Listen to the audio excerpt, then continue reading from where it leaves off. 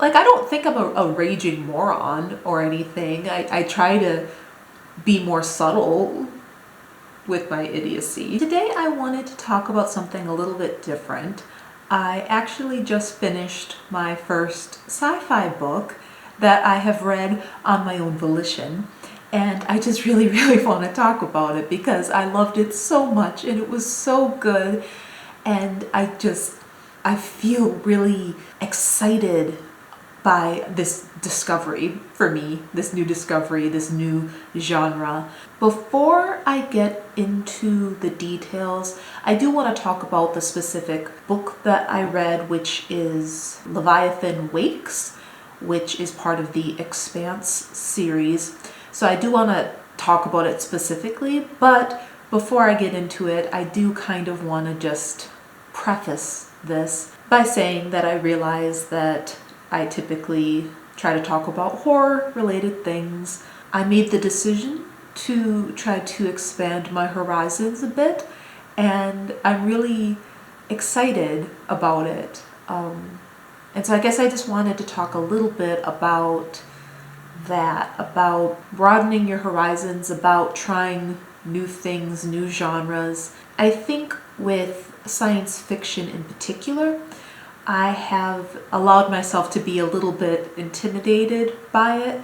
I have watched a few series that I've really enjoyed. I watched, back in the day, I watched Firefly and the remake of Battlestar Galactica. I never saw the original, but I really, really liked the remake. It was one of my favorite shows. And so I knew that I was capable of liking the genre. However, I felt really intimidated to try to read it. I think because, it's called science fiction, right? So some of it is certainly going to be more science heavy than others. It's not just, some stories it's sort of just a regular drama that happens to take place in space.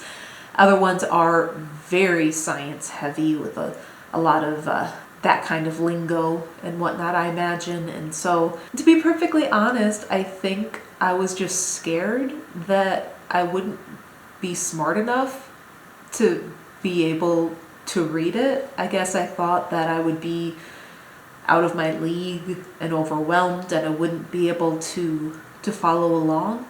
And so when I decided to try to read this, I did make the decision to listen to it instead of reading a physical copy because I thought that that would be helpful. I think it was. I haven't tried to read a physical version of it because I just finished this, but I feel like I could. Based off of listening to it, I feel like I could read it. However, in this particular situation, I do plan to continue listening to it because I enjoyed the narration so much. But we'll get there. We'll get there. So anyway, I guess I also am a big fan of the movie Alien. So I know that there are books out there that combine science fiction with horror.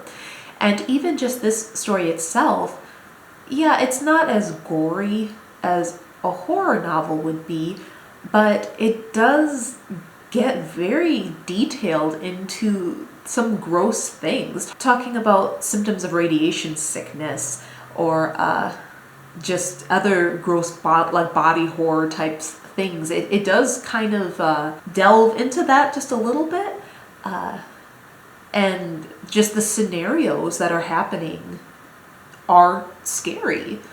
There's the way that the scenes are set. If you were there, it would be a scary situation to be in. And so even just a regular science fiction novel, I feel like there are horror elements in it that I can enjoy. But even outside of that, it's just, I'm sure that there are science fiction novels that get very into the science that would be too difficult for me to read. But I just feel really encouraged. I feel like, oh, maybe I can read this. Maybe I'm not too dumb. Science fiction feels like the genre for smart people in my brain, I guess. And so yeah, to realize that, like, no, just, you just have to be careful with what you choose, I imagine. This series has a lot of novels in it. I think there's 9 novels in it, and there's also several short stories and novellas. So there's a lot of content to look forward to just within this series.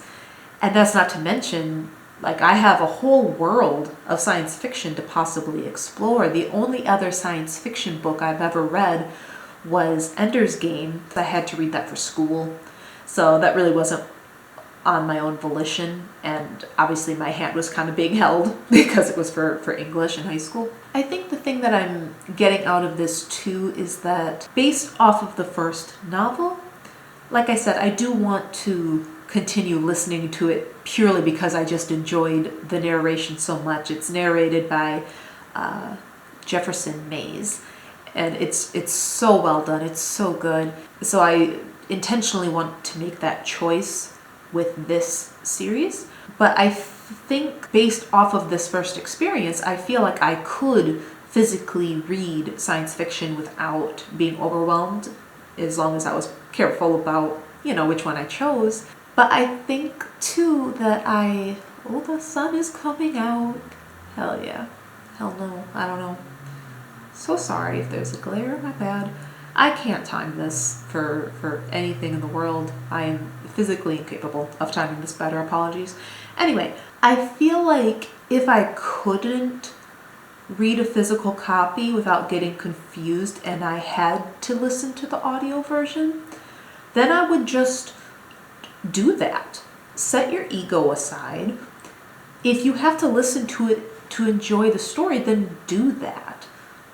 It doesn't really matter. The point is to enjoy the story. So if I have to listen to it, then I will. And if I don't have to, then I just have more options and more variety. I feel like this is opening up a whole world to me in terms of going to the library, because I do try to get at least one library book a month.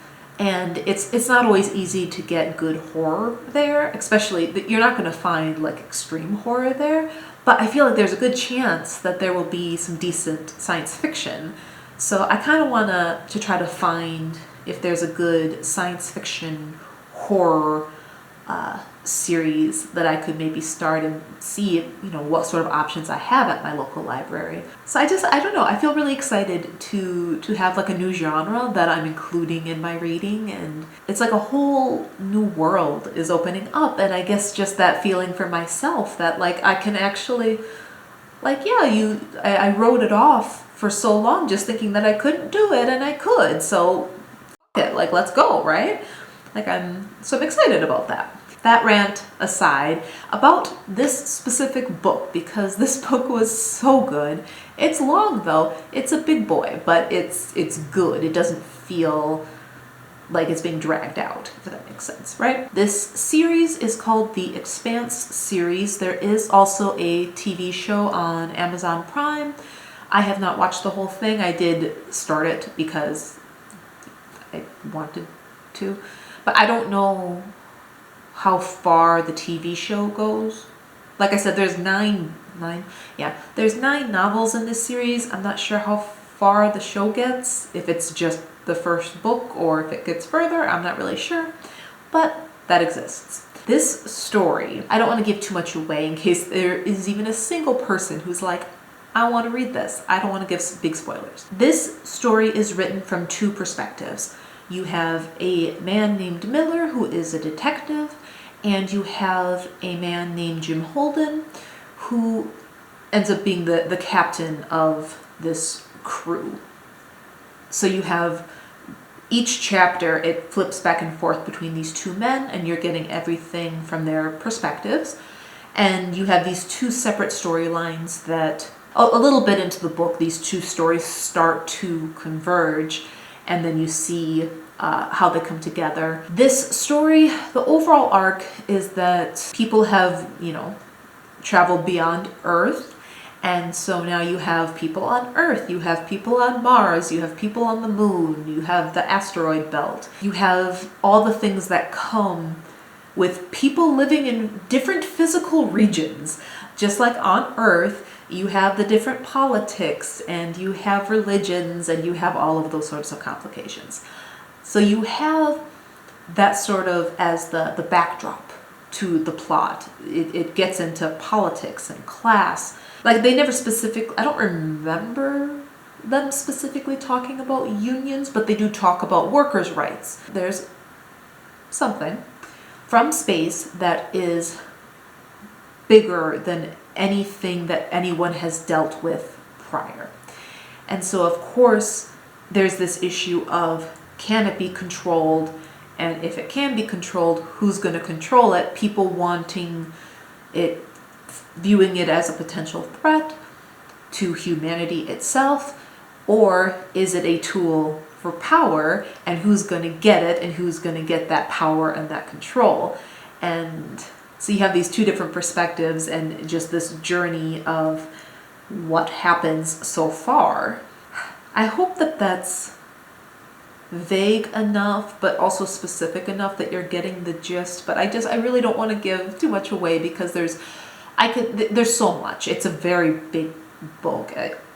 Listening to it, I don't remember how many hours it was, but I'm pretty sure the novel is like almost 600 pages. Like, it's a big boy. And again, there's 8 more. So there's so much that has to happen.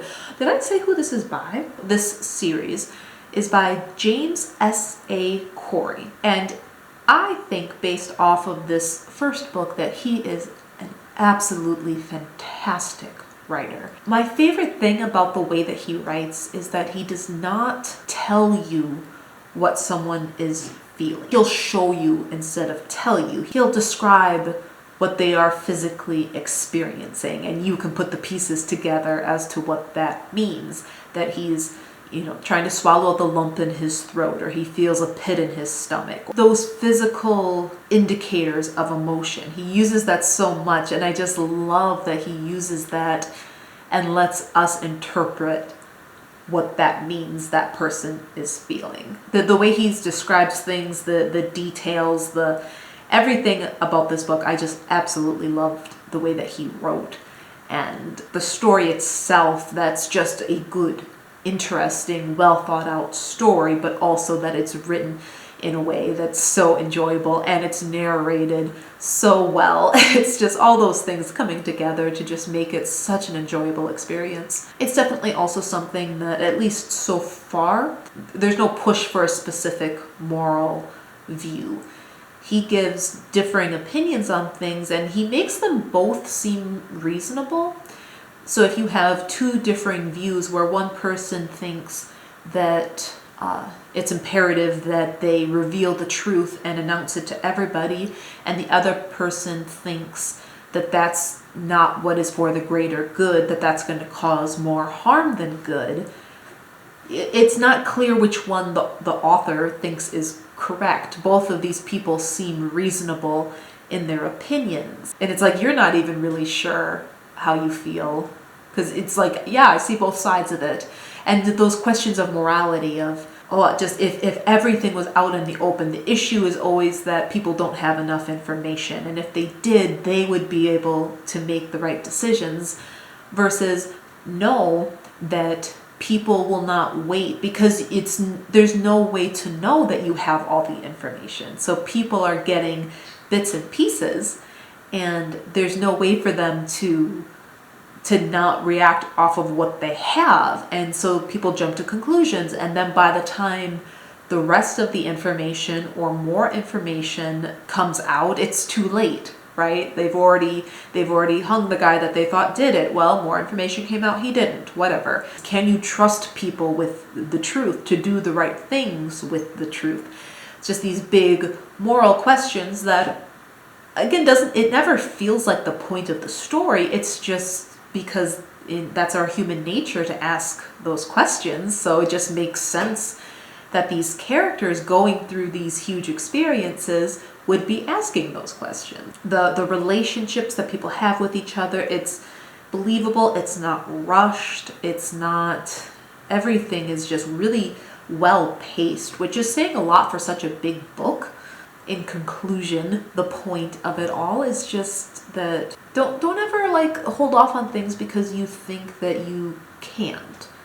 Like sometimes if you just try it a different way or take a different approach to it, then it is accessible. Like even sometimes people avoid reading like older stories because they're worried about the language, that it's too frou-frou for them. And I've certainly done that, and some of them are too frou-frou, but not all of them are. So sometimes it just takes a little bit of searching. Or if it's just something where you can listen to it but you can't read it, then just let go of the ego of needing to have, oh, that's not reading. Well, who cares? Whatever you want to call it. If you don't want to call it reading, call it listening. Whatever, just enjoy the story. There's so many wonderful stories, and I feel just like a whole new world has opened up to me that I can explore. So, yeah, I don't know. I'm just excited to do that. So, if you're still here, thank you so much for watching. I really do appreciate it. And maybe I'll see you the next time around. Bye. Science fiction.